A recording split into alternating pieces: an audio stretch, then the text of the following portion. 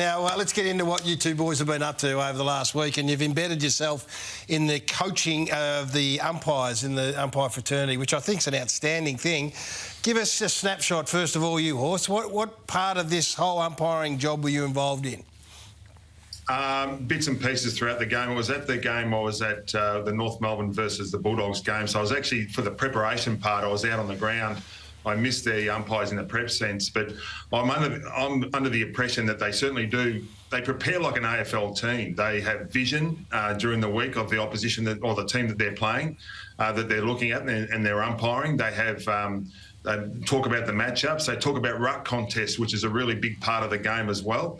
And then they get together, the four of them, on the Friday beforehand in a preparation sense and talk about the game. So there's a lot more involved than what I thought. And when I actually walked into the box and I'm sitting up there, I was actually surprised. There's a boundary umpire coach, there's a goal umpire coach, and there's 2 field umpire coaches, plus 3 more in the arc. So there's an amazing amount of scrutiny that goes on. There's not too many coaches, is it? That sounds like a hell of a lot of coaches. Well, I guess, you know, we want the game to be more professional. There's a lot of people and a lot of eyes looking at it. Certainly the review process that Simmo was a part of was pretty stringent during the week. We'll talk a little bit more in a minute about some of the things that maybe they could look at going forward. Simmo, what about yourself? Well, I got to witness a little bit of that, but I went to the Tuesday review, and it was as close to an AFL environment as you can imagine. So, except I don't know how you win.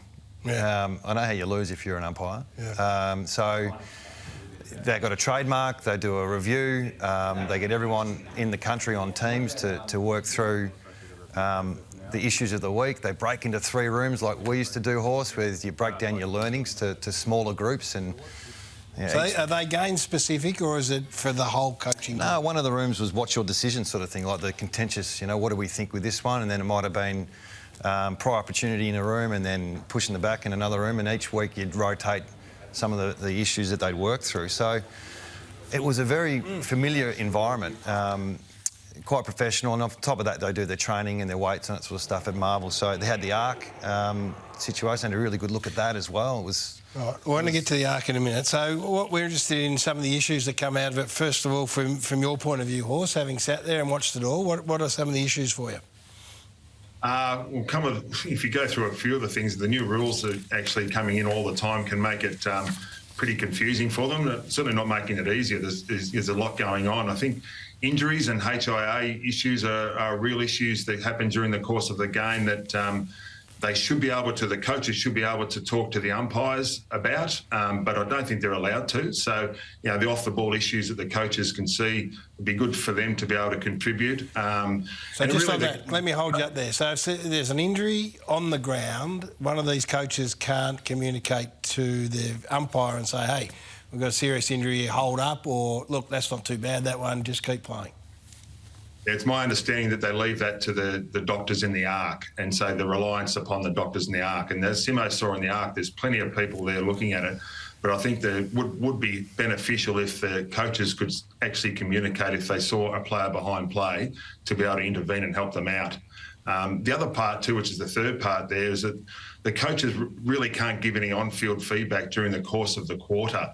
There's some protocols, agreed protocols between the umpires and the AFL that are really strict about what they can and can't do. So I think it might be time to look at that again. You know, maybe that the feedback for the actual decision making and maybe the positioning during the quarter, rather than just waiting a quarter time and half time and 3/4 time, can be looked at.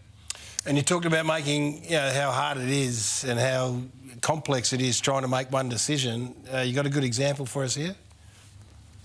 Yeah, probably one of the ones that stood out to Simmo and I was the stand rule, which has only been brought in a few years ago. And if you have a look at that, this is all the things that an umpire has to consider when making a decision or looking at a stand rule. So when a player is awarded a mark or free kick, the umpire needs to determine what amongst those 19 things in a split second he needs to consider. And as you can imagine, Gaz, there's a fair bit involved in that, and is there any wonder that they can be a bit confused at times? That is unbelievable. 19 considerations, make a snap decision.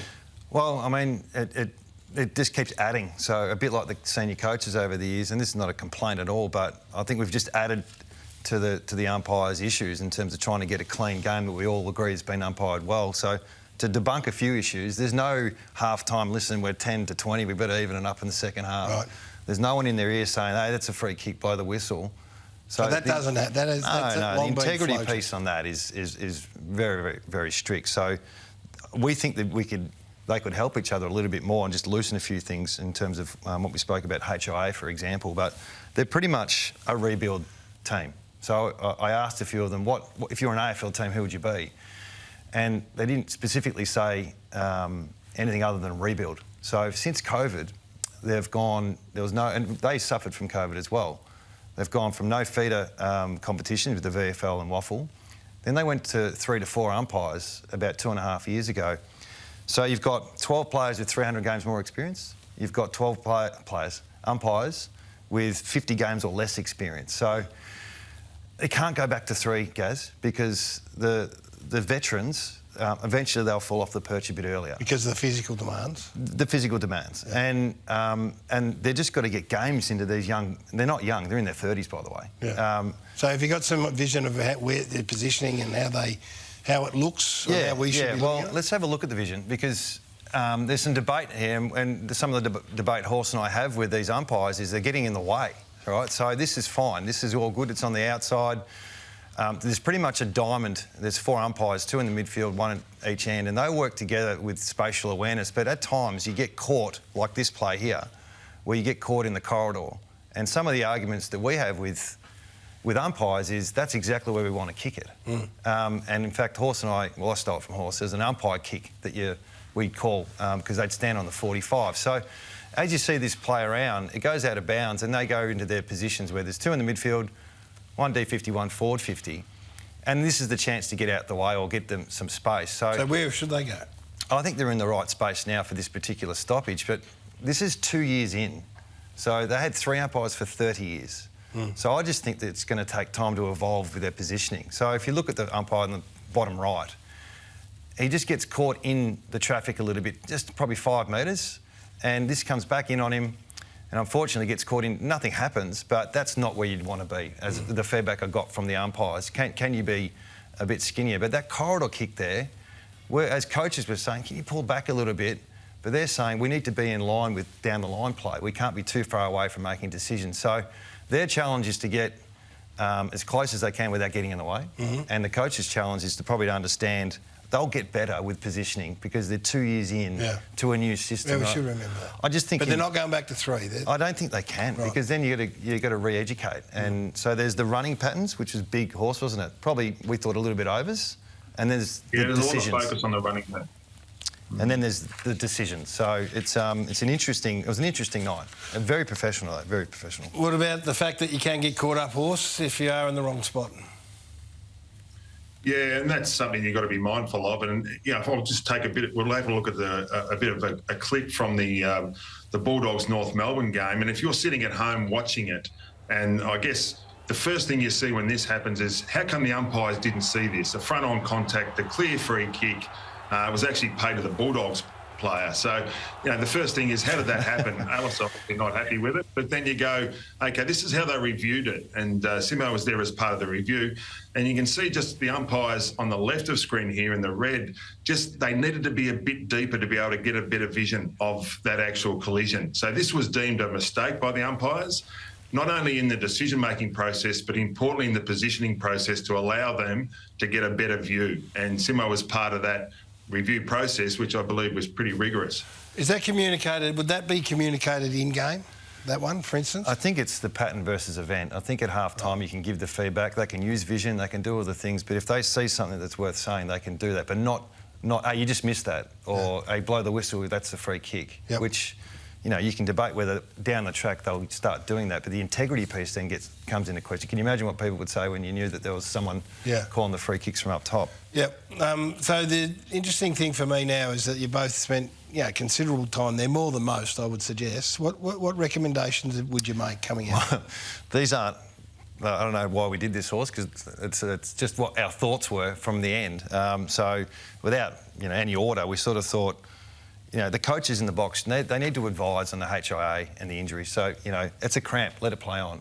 or he's down, stop the play. Just something simple. We don't have to wait for a doctor for that direction. So they need to have their own ARC doctor come in to say... I just think it's common sense. We see it. Right. We see Dacos cramping, and he just looks like a cramp, let the play go. Or that he's down, stop the play. Right. So take that decision. So the Lockie Shields, which was... Yeah. That could have been fixed in 2 seconds. So that's pretty straightforward. We need to simplify the rules, Gaz. It looked really hard. The too high rule now is not just too high. Did he lift the shoulder? Did he drop the knees? Did he initiate contact? So that was interesting. The boundary umpires, they can't go in.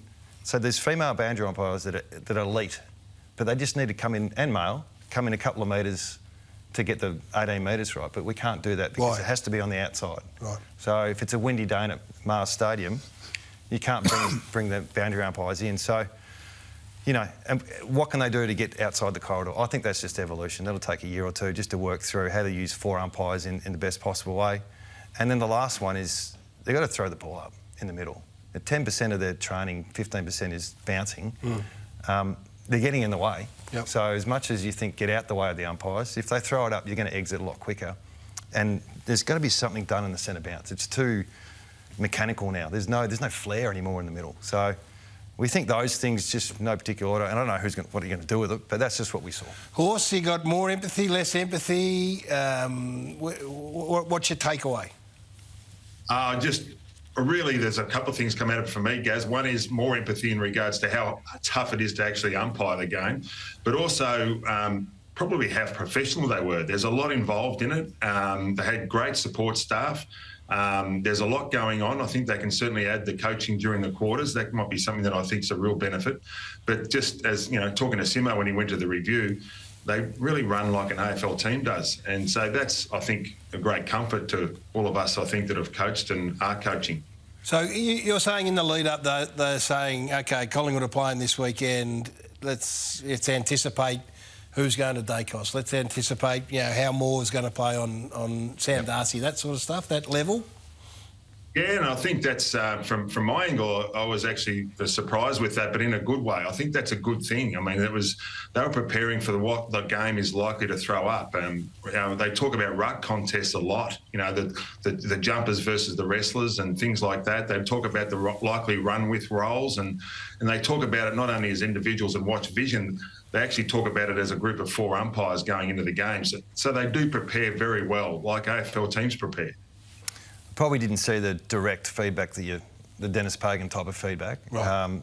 Both of us noticed on game day it was a system and running patterns, not, hey, listen, we've made a few blues here, we need to sharpen up. So it depends on the umpire and how they take the feedback, but that's the one thing we probably thought, OK, how does that sit on a contentious game? But maybe we just got pretty simple games and we went and saw them. All right, last one. Both your premiership coaches, should this be compulsory for every AFL senior coach to do what you two have done? I think it should be compulsory for the media. Well, I was going to get to that. I reckon... Don't defer, because you're now part of the media. Well, I think the coaches get educated yearly, and so does the media, actually. They come out and speak to all the... You might have missed the one that Fox did, but they do. I've never missed it, thank you. So we get educated, but not like what we saw. Right. And we've got time on our hands at the moment. I'm not quite sure, you know, spending a day and a half with the umpires is the... But hopefully that just lifts the curtain a little bit about what's happening behind there and have a little bit of empathy for a bad day that someone has. Yep. It's not like they're not trying. They're rebuilding, and hopefully the question more is why are they in rebuild? That's a good question, but I can sort of see why they are.